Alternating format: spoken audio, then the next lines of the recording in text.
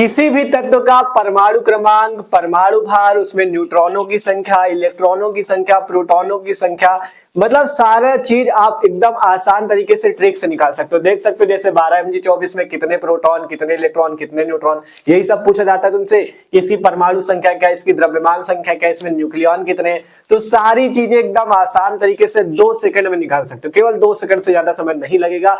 तो बस इस पूरी वीडियो को देखना, केवल थोड़ा सा आपको बातें समझनी और आसान तरीके से किसी भी तत्व का आप परमाणु क्रमांक, ये सारी चीजें बहुत आसान तरीके से निकाल सकते हो। ठीक है, तो पूरा वीडियो देखना, बहुत आसान है यार। आप विश्वास मानो, आप वीडियो के लास्ट में खुद कहोगे यार ये वीडियो पहले क्यों नहीं मिला। ठीक है, तो इसलिए पूरा वीडियो देखना लास्ट तक, आसानी से आपको पूरी चीजें सिखा देंगे। ठीक है, तो चलो देखते हैं। सबसे पहले बेसिक चीजें सीख लो कि मतलब जैसे इलेक्ट्रॉन क्या होते हैं, प्रोटॉन होते क्या है, इनको किससे प्रदर्शित करते हैं। ठीक है, जिससे आपकी जो ट्रिक है आसानी से काम करेगी, आसानी से आप कर पाओगे। ठीक है, तो देखो सबसे पहले बात करते हैं, कोई भी तत्व होता है तो उसमें बात आती है परमाणु क्रमांक की। मेन चीजें हैं, ध्यान से समझना। परमाणु क्रमांक की कि परमाणु, कोई भी तत्व है जैसे हाइड्रोजन, उसका परमाणु क्रमांक 1 होता है, हीलियम का 2 होता है, लिथियम का 3 होता है। इस तरह से ये परमाणु क्रमांक होता है कि उस परमाणु का कितनी क्रमांक है, उसकी संख्या कितनी। ठीक है, तो परमाणु क्रमांक या परमाणु संख्या को किससे प्रदर्शित करते हैं, आपको ये याद रखना पड़ेगा, जेड से प्रदर्शित करते हैं। परमाणु क्रमांक या परमाणु संख्या को जेड से प्रदर्शित करते हैं। फिर याद रखना, प्रोटॉनों की संख्या को पी से प्रदर्शित करते हैं, इलेक्ट्रॉनों की संख्या को ई से प्रदर्शित करते हैं। ठीक है, फिर इसके बाद एक आपको चीज और याद रखना कि जो जेड होगा, पी होगा और ई होगा, ये तीनों आपस में बराबर होंगे। मतलब परमाणु क्रमांक, प्रोटॉनों की संख्या, इलेक्ट्रॉनों की संख्या, ये सारी चीजें आपस में बराबर होंगी। ठीक, इतनी बात याद रखोगे। फिर इसके बाद याद रखना कि परमाणु भार कहा जाए या आपसे द्रव्यमान संख्या कहा जाए या न्यूक्लियॉन कहा जाए, ये तीनों एक ही चीज के नाम है। परमाणु भार, द्रव्यमान संख्या या न्यूक्लियॉन एक ही चीज के नाम है, जिसको कहते हैं ए से प्रदर्शित करेंगे। चाहे परमाणु भार सवाल में निकाल दे कहे, द्रव्यमान संख्या का या न्यूक्लियॉन का है, सबको ए से प्रदर्शित करेंगे। ठीक है, इसके बाद आपका आएगा न्यूट्रॉन की। न्यूट्रॉनों की संख्या का सूत्र आपको याद रखना पड़ेगा। न्यूट्रॉन अगर आपको निकालने हैं तो आपको उसमें परमाणु भार से परमाणु क्रमांक घटाना पड़ेगा। और परमाणु भार को किससे प्रदर्शित करते, ए से, तो और न्यूट्रॉन को प्रदर्शित करते एन से। न्यूट्रॉन को किससे लिखेंगे, एन से लिखेंगे। तो न्यूट्रॉन एन बराबर सूत्र हो जाएगा परमाणु भार ए माइनस परमाणु क्रमांक जेड। ये सूत्र याद रखना पड़ेगा, एन बराबर ए माइनस जेड। इतना याद रखो, कोई भी तत्व आप आसानी से कर लोगे। ठीक है, सबसे पहले बताया परमाणु क्रमांक, परमाणु संख्या, ये सब चीज एक है, जेड से प्रदर्शित करेंगे।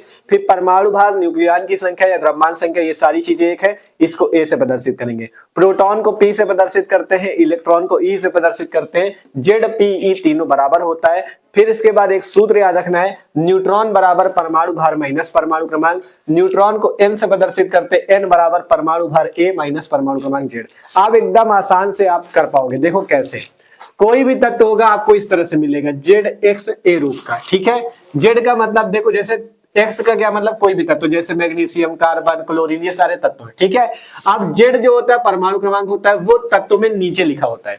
जो चीज नीचे लिखा है, देखो 12 Mg24 है, जो नीचे लिखा वो जेड का मान है, जो ऊपर लिखा वो ए का मान है। सबसे पहले पहचानने का तरीका, जैसे इसमें देखो नीचे क्या लिखा है 6, तो जेड का मान क्या है 6, इसी से तुलना कर लेना, केवल ये याद रखना, इसी से तुलना करके निकाल लेना। जैसे जेड की जगह क्या नीचे लिखा है 6, एक्स क्या है, एक्स की जगह है कार्बन, और ए की जगह क्या है 12, तो यहां से आप मान निकाल पाओगे। ठीक है, तो केवल क्या याद रखना, मेन चीज ये जेड एक्स ए, कोई भी तत्व इसी रूप का लिखा होगा, जेड एक्स ए रूप का। आप जैसे उदाहरण के रूप में 12 Mg24, इसमें हम कह रहे हैं सारी चीजें Z P E A N, इन सब के मान निकालो। तो सबसे पहले हम तुमसे पूछ रहे हैं कि भैया तुम जेड का मान बताओ हमको, कि इसमें 12 Mg24 में जेड कितना है। तो सबसे पहले आपको पता है जेड क्या होता है, परमाणु क्रमांक, परमाणु संख्या होता है ना। तो जेड जो देखो, जेड एक्स ए सूत्र में जेड कहां लिखा होता है, नीचे। तो नीचे जो चीज है, जैसे नीचे 12 है तो 12 हो जाएगा जेड का मान। जेड का मान कितना आया, 12, और जितना जेड होगा उतना ही पी होगा, उतना ही ई होगा।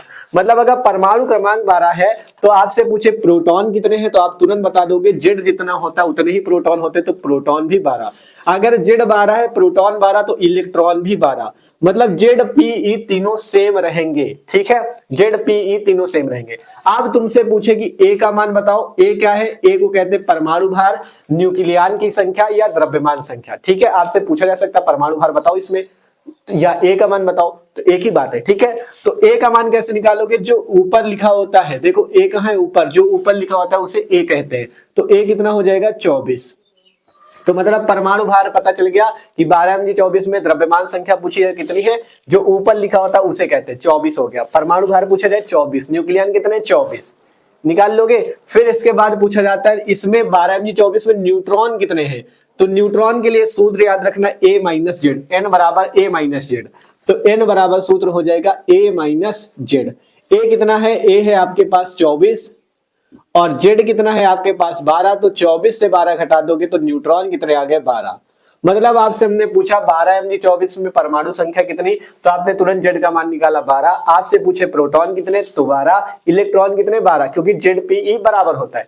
फिर पूछा परमाणु भार या द्रव्यमान संख्या या न्यूक्लियन की संख्या बताओ, तो आपने A का मान निकाल लिया 24। फिर आपसे पूछे न्यूट्रॉन निकालो, तो A माइनस जेड सूत्र लगा दो, 24 से 12 घटा दो 12 आ गया, है एकदम आसान। अब इसमें देखो 6C12, इसमें इस तत्व से तुलना करो जो नीचे लिखा है। नीचे क्या लिखा होता है Z का मान, तो Z की जगह क्या लिखा है यहाँ पे 6, तो Z कितना आया आपके पास 6। अब आपसे पूछे P का मान बताओ, तो ZPE सब बराबर होते हैं, तो जितना Z उतना ही P उतना ही E, मतलब Z 6 तो प्रोटॉन भी 6 इलेक्ट्रॉन भी 6।